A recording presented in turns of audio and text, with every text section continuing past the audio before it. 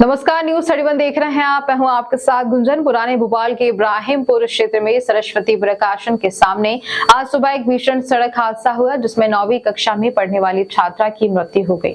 जानकारी के मुताबिक इस हादसे में मृतिका मविया के पिता और उसकी बहन घायल हो गए, जिन्हें उपचार के लिए निजी अस्पताल में भर्ती करवाया गया है। चश्मदीद के मुताबिक इब्राहिमपुरा सरस्वती प्रकाशन के सामने रॉन्ग साइड एक कार खड़ी हुई थी। तभी कार चालक ने गेट खोल दिया और बाइक पर अपनी 2 बेटियों को लेकर जा रहे पिता मोहम्मद शरीफ टकरा गए, जिससे वह नीचे गिर गए। उसी समय सामने से आ रहे तेज रफ्तार डंपर ने छात्रा को अपनी चपेट में ले लिया, जिससे उसकी दर्दनाक मौत हो गई, जबकि मृतका के पिता और बहन इस हादसे में घायल हो गए। मौके से कार और डंपर दोनों के ड्राइवर फरार हो गए। इधर तलैया थाना प्रभारी CS राठौर ने बताया है कि मर्ग कायम कर लिया है। मौका वारदात एक सफेद रंग की कार क्रमांक MP 04 ZA 0225 को जब्त कर लिया है। वहीं अभी नगर निगम के डंपर की तलाश जारी है। साथ ही दोनों गाड़ियों के ड्राइवरों की तलाश भी शुरू कर दी गई है। वही बता दें कि जिस जगह यह हादसा हुआ है, वहीं अतिक्रमण के कारण दिन भर जाम की स्थिति बनी रहती है। सड़क भी सकड़ी होने से लोगों का निकलना भी मुश्किल होता जा रहा है। वहीं बाजार करने आने वाले लोग बेतरतीब अपने वाहनों को सड़कों पर ही लगा देते हैं, जिस पर नगर निगम का कोई भी ध्यान नहीं है। नाम बताइए आपका। मेरा नाम राम सेवक है। जो यहाँ पे मैं काम कर रहे, जो शूटिंग चल रही है, हम लोग वर्कर हैं। तो हम दोनों यहाँ पे बैठे हुए थे, काम कर रहे थे। तो धूप निकली हुई थी, हम वहाँ पे आराम कर रहे थे, बैठे थे, दोनों बात कर रहे थे।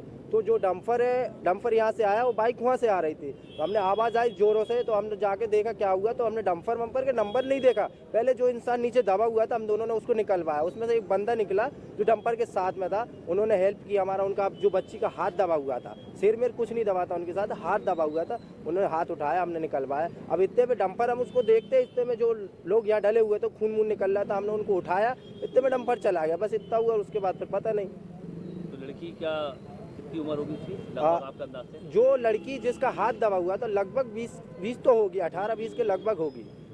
और जो वो डंपर तेज था क्या?